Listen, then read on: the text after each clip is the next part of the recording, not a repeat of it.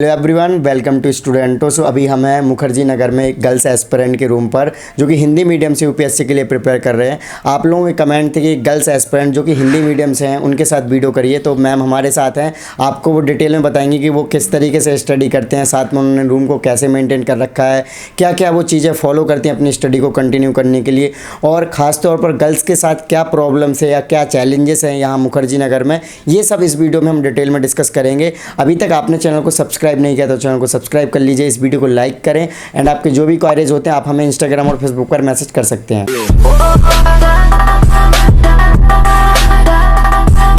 Hello friend, मेरा नाम नसरीन है और मैं नेहरू विहार मुखर्जी नगर में रहती हूँ और मैं हिंदी माध्यम की छात्रा हूँ। मैं आपको आज अपना रूम का टूर कराती हूँ। ये political map of the world है, क्योंकि जब भी हम वर्ल्ड ज्योग्राफी पढ़ते हैं या हिस्ट्री पढ़ते हैं, कोई भी सब्जेक्ट पढ़ते हैं, तो उसमें हमें लोकेशंस का पता होना ज़रूरी है, कौन सी चीज़ कहाँ पे लोकेट कर रही है। अगर इन चीज़ों का हमें पता होगा तो तैयारी में बहुत हेल्प मिलती है। ये मेरा पॉलिटिकल मैप है और ये मैं मोटिवेशन के लिए लगाए रखी हूँ। ये मेरा ड्रीम है, मुझे आईपीएस बनना है और ये मेरा सब ड्रीम है। और ये मेरी रैक है, जो इम्पोर्टेंट बुक लिस्ट है मेरी, वो सब मेरी यहीं पर है। ये एनसीईआरटी है और ये मेरा ऑप्शनल का रैक है और ये सारी बुक इम्पोर्टेंट बुक लिस्ट है। और इसमें मेरा विज़न का टेस्ट पेपर है और योजना, कुरुक्षेत्र और विज़न की मंथली मैगजीन्स हैं। और ये आपके पास जब आप तैयारी कर रहे हैं तो प्रिपरेशन के ड्यूरेशन में आपके पास में सिलेबस होना ज़रूरी है। जब तक आपको सिलेबस का पता नहीं होगा तब तक कुछ नहीं हो पाएगा। तो मैं हमेशा अपने स्टडी टेबल पे अपना सिलेबस रखती हूँ, जो मैंने लिया हुआ है जीएस स्कोर का। इसमें सारा सिलेबस दिया हुआ है आपका, सारे पेपर मेंस के और पीटी सब। तो जो जो रिसोर्स मैं यूज़ करती हूँ वो यहाँ लिख लेती हूँ और जो भी मेरा टॉपिक मैं पढ़ लेती हूँ उसको यहाँ पर टिक कर देती हूँ और बाकी मुझे पता चल जाता है। ये अभी मैं ज्योग्राफी पढ़ रही हूँ, तो ये मेरे ज्योग्राफी के नोट्स हैं। अभी मैंने पढ़ना स्टार्ट किया ज्योग्राफी, और ज्योग्राफी के लिए मैं 11th-12th की एनसीईआरटी पढ़ रही हूँ। साथ में मैं जो टॉपर्स हैं उनकी कॉपीज़ अपने पास में रखती हूँ, मेंस की जो होती है। जैसे मेरे पास में कनिष्क कटारिया सर जो है उनकी कॉपी है, ये मेरी एथिक्स की है। तो इसको देख के मुझे एक बेस मिलता है कि किस तरीके से चीज़ों को प्रिपेयर किया जाता है। तो इसी तरीके से मैं जितने भी टॉपर्स होते हैं तो उनकी कॉपी अपने पास में रखती हूँ चीज़ों को देखने के लिए कि उनका अप्रोच क्या है और मेरा अप्रोच क्या है। उसके बाद ये मेरा पॉलिटी का नोट्स है जो मैं सेल्फ करती हूँ। ये मेरी पॉलिटी है। और उसके बाद मेरे पास में सारे प्रीवियस ईयर पेपर हैं और ये लक्ष्मीकांत बुक फॉर पॉलिटी मेरे पास न्यू एडिशन नहीं है, मैं इसी से पढ़ रही हूँ। और इन्वायरमेंट इकोलॉजी के लिए मैं रवि अग्रहरि सर की बुक प्रीफर करती हूँ। और ऑप्शनल मेरा सोशियोलॉजी है, जिसके लिए मैंने doctor S Pandey, owner of Dikshant coaching institute, तो उनके नोट्स में पढ़ रही हूँ। बाकी ये मेरा विजन का मंथली मैगजीन है, जिनको मैं साथ के साथ कवर करते चल रही हूँ ताकि यूपीएससी से पहले एटलीस्ट 3 टाइम्स इनका मैं रिवीजन कर सकूँ। और ये मेरी लेक्सिकन की बुक है जो एथिक्स पेपर 4th के लिए है। और महेश बर्नवाल ज्योग्राफी, ये सब मेरी चीज़, ये सारा मेरा रिसोर्स है। और ये मैंने लगाया हुआ है जितना प्रीलिम्स में रिसोर्स हैं वो सब रिसोर्स लिखे हुए हैं, प्लस मैंने सारा सिलेबस लिखा हुआ है क्योंकि सिलेबस हमें याद होना बहुत ज़रूरी है। और मैंने ये प्रीएम्बल लगाया हुआ है। और ये मेरा ऑप्शनल सोशियोलॉजी है और ये मेरे सोशियोलॉजी ऑप्शनल के सारे टॉपिक्स हैं। तो जैसे मैंने अभी भारतीय समाज का परिचय मैंने प्रिपेयर कर लिया है तो मैंने उसको टिक कर दिया है। जैसे मैंने यहाँ पर ये थिंकर्स होते हैं सोशियोलॉजी में, कार्ल मार्क्स, ये सब मैंने कंप्लीट कर लिया, तो इनको मैंने हाईलाइट कर दिया है। तो और मैंने ये लिखा हुआ है, बहुत बार मैं भूल जाती हूँ चीज़ों को, तो मैंने लिखा हुआ है जैसे क्षेत्रीय ग्रामीण बैंक में कौन कौन सी कमेटियाँ बनी थी, तो ये चीज़ें मैं लिख के रखती हूँ क्योंकि ये छोटी छोटी सी चीज़ें होती हैं और बहुत ज़्यादा इंपॉर्टेंट होती हैं। और फिर मैंने ये अपना टाइम टेबल बनाया था जनवरी से जून तक का, तो जनवरी से जून प्री, तो मैंने इनको फेज़ में डिवाइड किया था कि जनवरी से फैब के मंथ में मुझे इस फेज़ में कौन कौन सी चीज़ें कंप्लीट करनी है, सेकंड फेज़ में कौन सी, तो ऐसे ही मैंने सारे फेज़ में अपनी स्टडी को डिवाइड किया हुआ था। और जैसे जैसे फिर फेज़ कंप्लीट होते जाते थे, इनको हटा के नेक्स्ट फेज़ यहाँ पे मैं लगा देती हूँ। और ये मेरा सिलेबस है उसका पूरा मेंस का, यूपीएससी का पूरा मेरा सिलेबस है। ये बस सिलेबस मैं इसलिए पास में रखती हूँ क्योंकि एक एक टॉपिक का हमें पता होना ज़रूरी है, जो चीज़ें हमारे सिलेबस के अंदर हों। तो जैसे मैंने अभी यहाँ जुलाई का कुरुक्षेत्र पढ़ लिया है, तो मैं इसको कट कर देती हूँ, नवंबर जुलाई वाला कट। इस तरीके से जो जो चीज़ें मैं पढ़ती जाती हूँ उनको मैं यहाँ पर अंडरलाइन कर देती हूँ। तो ये मेरा बेड है, बस यही मेरा रूम टूर है। तो सबसे पहले आप अपना नाम बताइए और आपका एजुकेशन बैकग्राउंड क्या है? जी, मेरा नाम नसरीन चौधरी है और मैंने MBA IT एंड फाइनेंस में सुंदरदीप इंजीनियरिंग कॉलेज गाजियाबाद से किया है। जी, ओके। सो आपने यूपीएससी की जर्नी कब से स्टार्ट की या कैसे की?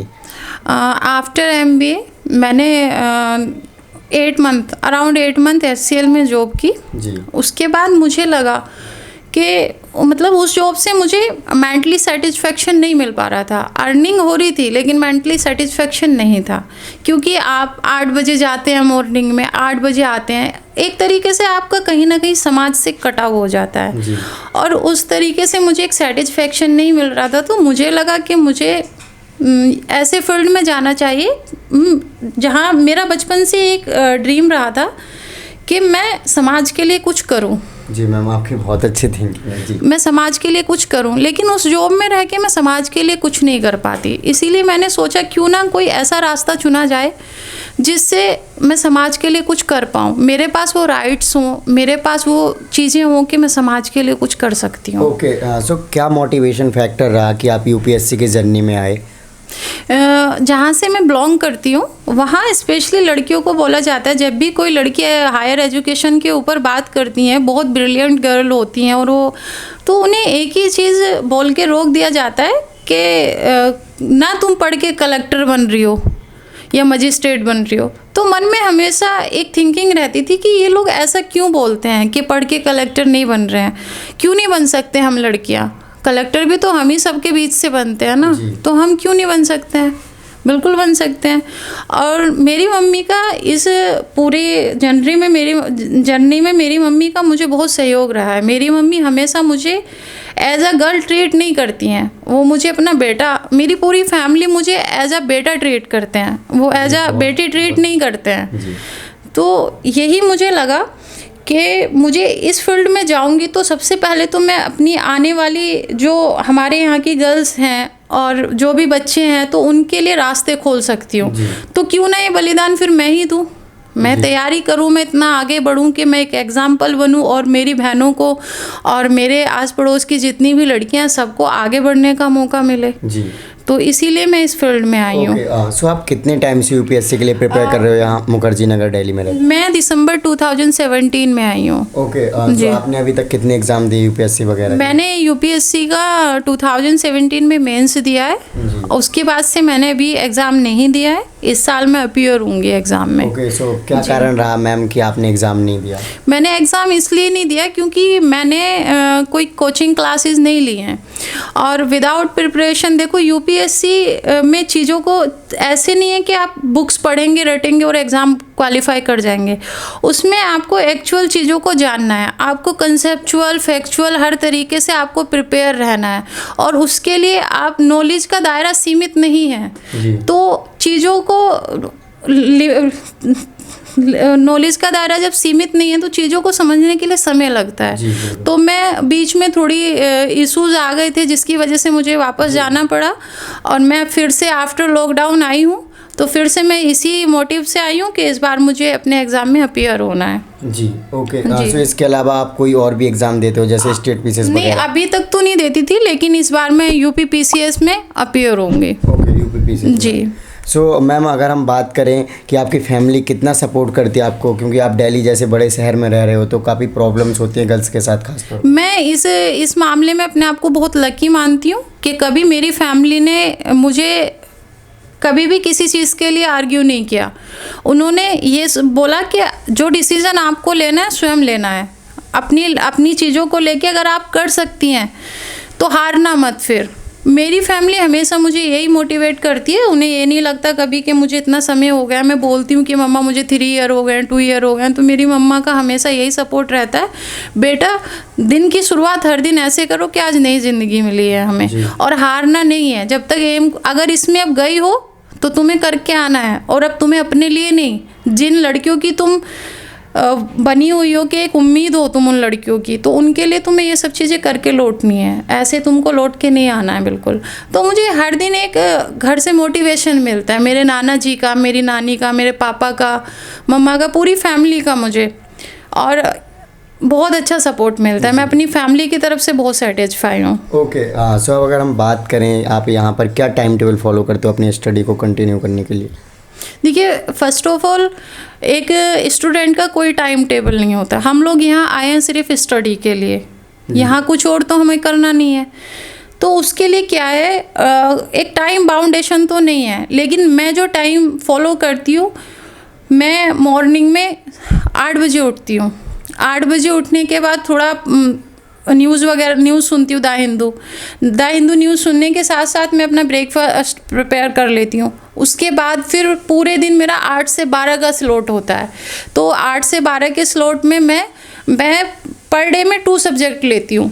तो 8 से 12 के स्लॉट में मेरा एक सब्जेक्ट होता है, और फिर 12:30 में ब्रेक लेती हूँ। फिर 1 बजे से 3 बजे तक मेरा सेकंड स्लॉट होता है। तो वही पूरा रूटीन चलता रहता है, और मैं रात में 5 बजे तक स्टडी करती हूँ। तो सबका अपना अपना टाइम टेबल होता है, कंफर्ट जोन जिसको जैसा लगे तो वो कर सकता है। लेकिन बस यही कहना है कि स्टूडेंट का कोई टाइम बाउंडेशन नहीं होता है, उसको पढ़ना है जब तक नहीं करना है। जी ओके, सो जो अगर हम बात करें आपकी ओवरऑल स्ट्रेटजी क्या रह रही है यूपीएससी को कंटिन्यू करने के लिए? मेरी ओवरऑल स्ट्रेटजी ये है, मैंने कोर पोर्शन सबसे पहले यूपीएससी के लिए आपको एनसीईआरटी को तो मोस्टली आपको करना ही है। NCERT is must. Without NCERT आपका बेसिक क्लियर नहीं होगा, तो एनसीईआरटी को आपको साथ में लेके चलना पड़ेगा। एनसीईआरटी के बाद जो मानक बुक्स हैं, जैसे लक्ष्मीकांत है फॉर पॉलिटी, और लक्ष्मीकांत हो गया, हिस्ट्री के लिए स्पेक्ट्रम हो गई, ये कोर पोर्शन आपको बहुत अच्छे से तैयार करने हैं। और क्योंकि अब यूपीएससी जो है इस तरीके से क्वेश्चन पूछता है, वो डायरेक्ट करंट नहीं उठाता है, करंट को लिंक करके पूछता है कोर पोर्शन से।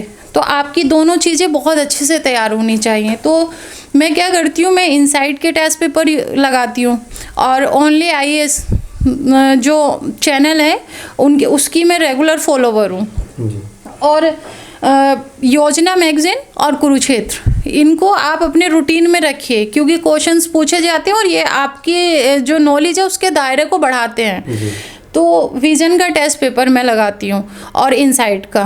ओके, सो अगर हम बात करें यहाँ पर अगर कोई गर्ल्स रहती हैं मुखर्जी नगर में, तो उनके सेफ्टी से रिलेटेड क्या चैलेंजेस फेस करने को? देखिए, गर्ल्स को अपने आप से खुद अपने आप को सेफ करना है। आपको नहीं पता आपके साथ क्या हो सकता है, लेकिन आपको हर टाइम सेफ रहना है। आपको सेफ इसलिए रहना है, आप किसी ज़्यादा, यहाँ दिल्ली जैसे शहर में आए हैं, एक हब है ये, ठीक है। यहाँ आके ये नहीं कि आप किसी से भी मिलने लगे, किसी से भी बात करने लगे। अपने आप को इस तरीके से रखना है, क्योंकि हम यहाँ अकेले रह रहे हैं। आप किस काम के लिए आए हो? आप किस काम के लिए आए हो? फर्स्ट ऑफ ऑल आपको हमेशा अपना एम ध्यान रखना है कि हम पढ़ाई के लिए आए हैं, तो पढ़ाई करनी है। ज़्यादा लोगों से मिलना जुलना ना करें, तो लड़कियों के लिए ज़्यादा बेस्ट होगा, और इवन लड़कों के लिए भी। देखो, पेरेंट्स का एक भरोसा होता है कि बच्चे वहाँ गए हैं, हमसे ज़्यादा सफ़र हमारे पेरेंट्स करते हैं, तो चीज़ें होती हैं। अगर हम बात करें आपके पेरेंट्स का बैकग्राउंड वैसे क्या है? अगर मेरी फैमिली एकदम मिडिल क्लास फैमिली है। मेरे पापा ट्रक ड्राइवर है, मम्मा हाउसवाइफ है, बिल्कुल फैमिली एकदम मिडिल क्लास फैमिली है। ओके, अगर कल को आप आईएएस ऑफिसर बनते हो तो क्या डेवलपमेंट के कार्य करना चाहोगे? बिल्कुल, सबसे पहले तो मैं अपने एरिया में लेडीज़ की स्थिति को सुधारूंगी। सबसे पहले लड़कियों के लिए मैं काम करूंगी, क्योंकि एजुकेशन का मुझे वहाँ दिखता है एजुकेशन स्तर बहुत कम है, मुझे उस स्तर को उठाना है। और जैसे एजुकेशन का स्तर उठता है तो बहुत सारी चीज़ें अपने आप ठीक हो जाएंगी, तो मुझे सबसे पहले वो चीज़ें करनी है जी। बिल्कुल। ओके।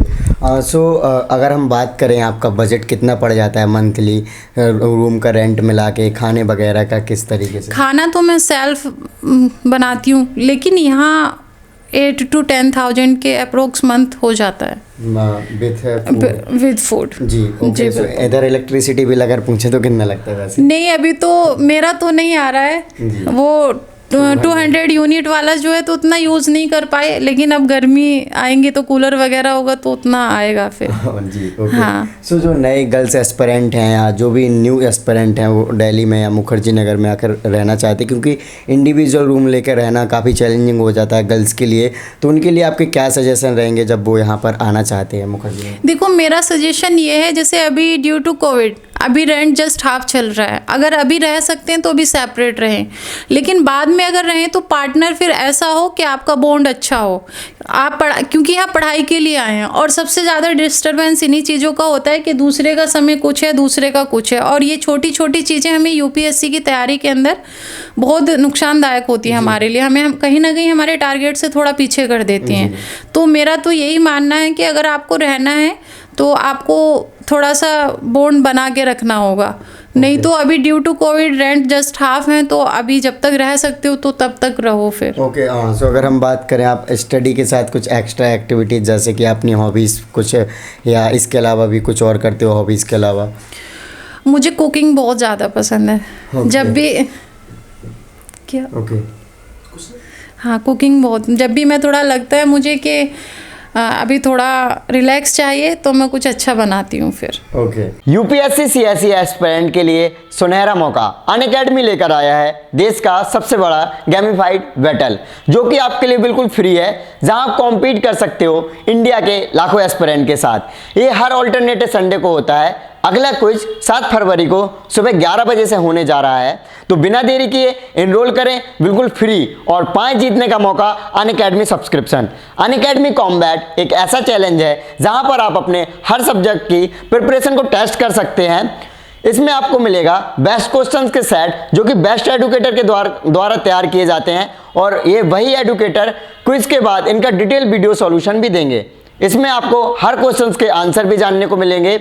अगर आप क्विज लाइव देते हो तो आपको लेवल बोर्ड पर आपकी रैंकिंग एंड रेटिंग भी जानने को मिलेगी। तो दोस्तों, बिना देरी किए अपनी तैयारी को बेहतर करने के लिए, एनरोल करने के लिए वीडियो के डिस्क्रिप्शन में लिंक है। सबसे पहले आपको अनअकैडमी का ऐप डाउनलोड करना होगा, उसके बाद आप अपनी यूपीएससी सीएसई गोल सेलेक्ट करें, देन दोबारा से इस लिंक पर क्लिक करना होगा इसमें एनरोल होने के लिए, और मेरा कोड स्टूडेंट यूज़ करें बिल्कुल फ्री में एनरोल होने के लिए। सो आई होप कि आपको ये वीडियो अच्छी लगी होगी, तो इस वीडियो को लाइक करें। अभी तक आपने चैनल को सब्सक्राइब नहीं किया तो चैनल को सब्सक्राइब कर लेना, और आपकी जो भी क्वारीज होती हैं आप हमें इंस्टाग्राम और फेसबुक पर मैसेज कर सकते हैं। इन सभी की लिंक वीडियो के डिस्क्रिप्शन में। जय हिंद।